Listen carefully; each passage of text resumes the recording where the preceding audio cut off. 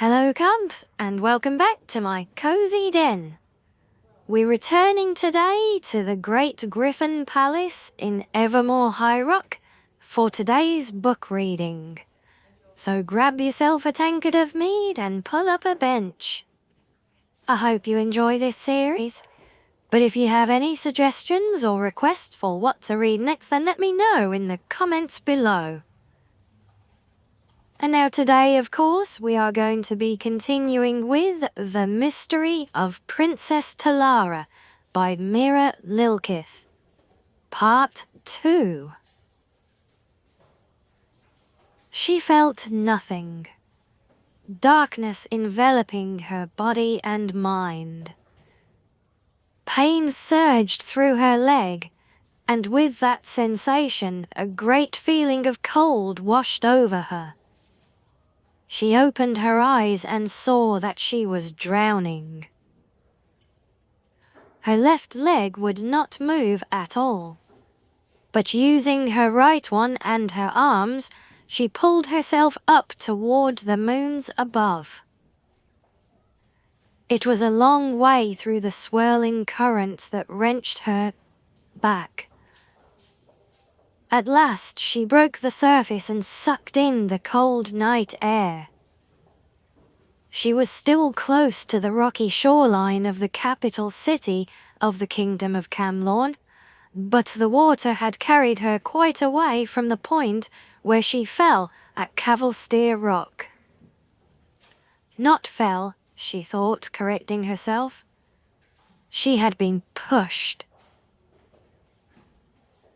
Further down current, she allowed herself to drift.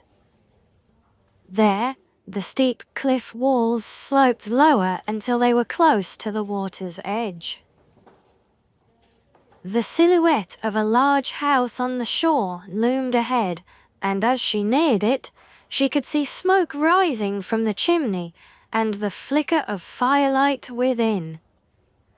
The pain in her leg was great, but greater still was the chill of the water.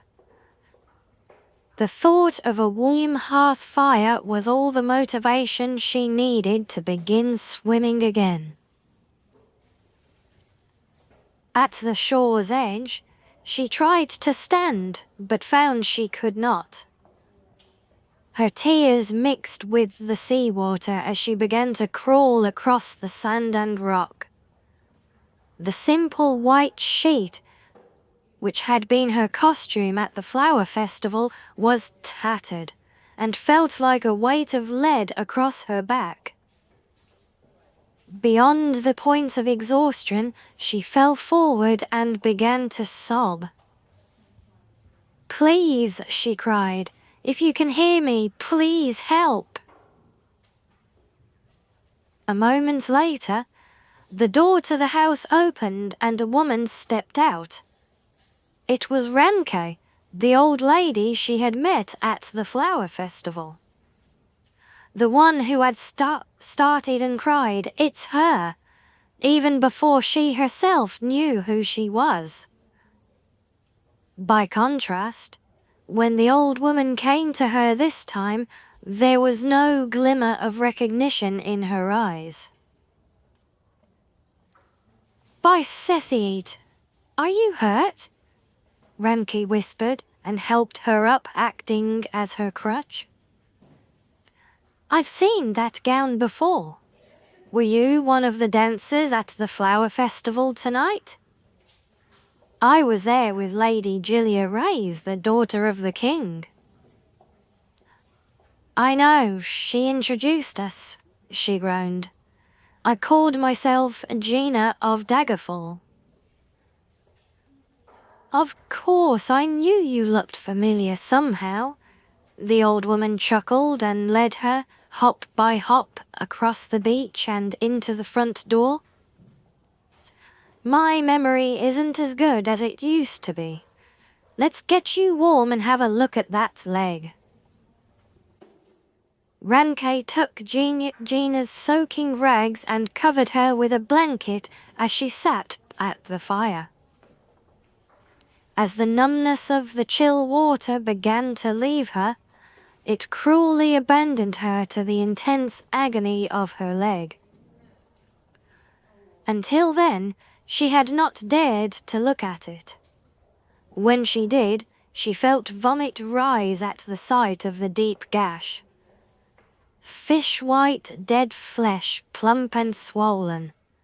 Thick arterial blood bubbled up, splashing on the floor in streams. "Oh dear," said the woman, returning to the fire. "That must rather sting. You're lucky that I still remember a little of the old healing spells."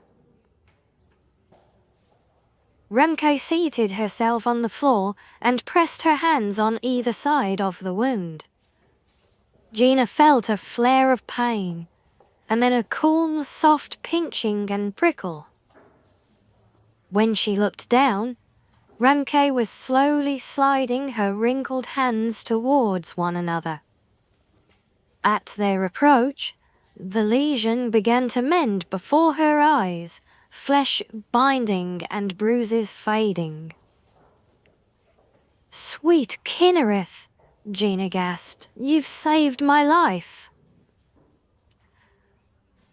"Not only that, you won't have an ugly scar on your pretty leg," Remke chuckled. "I had to use that spell so many times when Lady Julia was little. You know, I was her nursemaid." "I know," Gina smiled, "but that was a long time ago and you still remember the spell." "Oh, when you're learning anything, even the School of Restoration, there's always a lot of study and mistakes. But once you're as old as I am, there's no longer any need to remember things. You just know. After all, I've probably cast it 1,000 times before. Little Lady Julia and the little Princess Talara were always getting cut and bruised. Small wonder, the way they were always clambering all over the palace."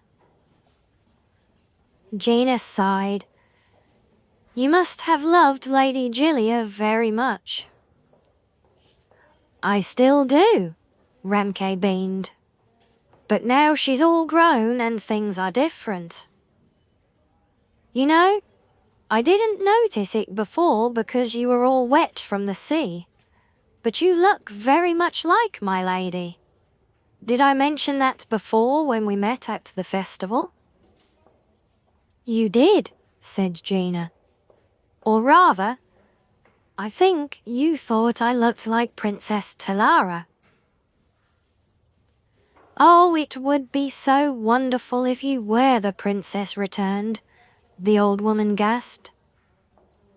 "You know, when the former royal family was killed, and everyone said the princess was killed, though we never found the body, I think the real victim was Lady Julia.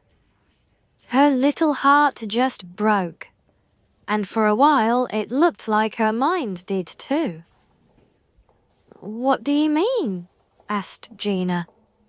"What happened?" "I don't know if I should tell a stranger this, but it's fairly well known in Camlorn, and I really feel like I know you." Remke struggled with her conscience and then released. "Julia saw the assassination, you see. I found her afterwards, hiding in that terrible blood-stained throne room, and she was like a little broken doll. She wouldn't speak, she wouldn't eat. I tried all my healing spells, but it was quite beyond my power. So much more than a scraped knee. Her father, who was then Duke of Aloyne, sent her to a sanitarium in the country to get well." "Oh, that poor little gal," cried Gina. "It took her years to be herself again," said Remke, nodding. "And in truth, she never really returned altogether.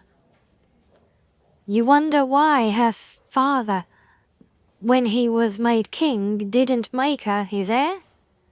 He thought that she was still not exactly right. And in a way, as much as I would deny it, he's correct to think so. She remembered nothing. Nothing at all.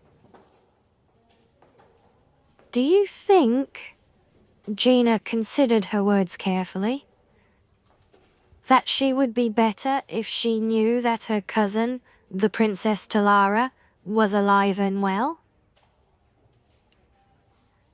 Remke considered it. I think so, but maybe not. Sometimes it's best not to hope. Gina stood up, finding her leg to be as strong as it looked to be. Her gown had dried, and Remke gave her a cloak, insisting she protect herself against the cold night air. At the door, Gina kissed the old woman's cheek and thanked her, not only for the healing spell and for the cloak, but for everything else of kindness she had ever done. The road close to the house went north and south. To the left was the way back to Camlawn, where secrets lay to which she alone held the key. To the south was Daggerfall, her home for more than 20 years. She could return there, back to her profession on the streets very easily. For a few seconds she considered her options, and then made her choice. She had not been walking for very long when a black carriage, drawn by 3 horses bearing the imperial seal, together with 8 mounted horses, passed her. Before it rounded the wooden pass ahead, it stopped suddenly. She recognized one of the soldiers as Norbuth, Lord Strail's manservant. The door opened and Lord Strail himself, the Emperor's ambassador, the man who had hired her and all the other women to entertain it at the court, stepped out. "You," he frowned. "You're one of the prostitutes, aren't you? You're the one who disappeared during the flower festival. Gina, am I right?" "All that is true," she smiled sourly. "Except my name, I've discovered, is not Gina." "I don't care what it is," said Lord Strail. "What are you doing on the South Road? I paid for you to stay and make the kingdom merry." If I went back to Camlawn, there are a great many who wouldn't be merry at all." "Explain yourself," said Lord Strail. So she did, and he listened. Well, there you go. I hope you've enjoyed this one, and don't forget to like and subscribe if you want to support this channel. It means a lot and really makes a difference.